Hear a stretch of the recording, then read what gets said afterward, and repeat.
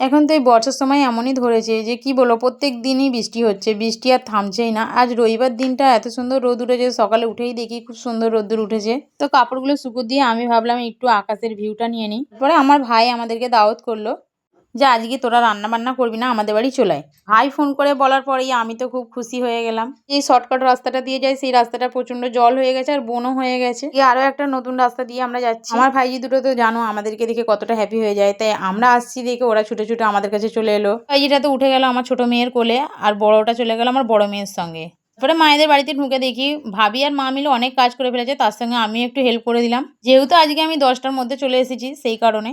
তো মা আর ভাবি মিলে জোগাড় করেছিল বিরিয়ানি করার জন্য। তারপরে মায়েদের রান্নাবান্না সব কমপ্লিট হয়ে গেল। হয়ে যাওয়ার পরে আমার আব্বাজি চলে এলো মসজিদ থেকে নামাজ পড়ে।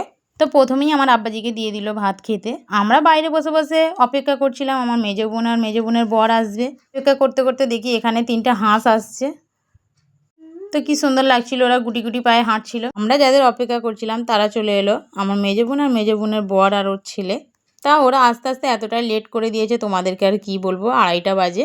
তো মা বিরিয়ানি করেছে সেই কারণে আমাদেরও খিদেটা খুব জোরেই পেয়েছিল। আর আমার মা এত সুন্দর বিরিয়ানি করতে পারে, তোমাদেরকে আর কি বলবো, খুব সুন্দর বিরিয়ানি বানাতে পারে।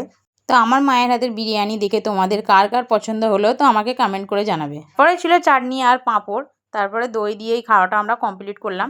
আজ রবিবারের দুপুরটা এইভাবেই আমাদের কেটে গেল। আমাদের ভিডিওটি যদি ভালো লেগে থাকে তো এই ধরনের ভিডিও দেখার জন্য আমাদের চ্যানেলটিকে সাবস্ক্রাইব করো।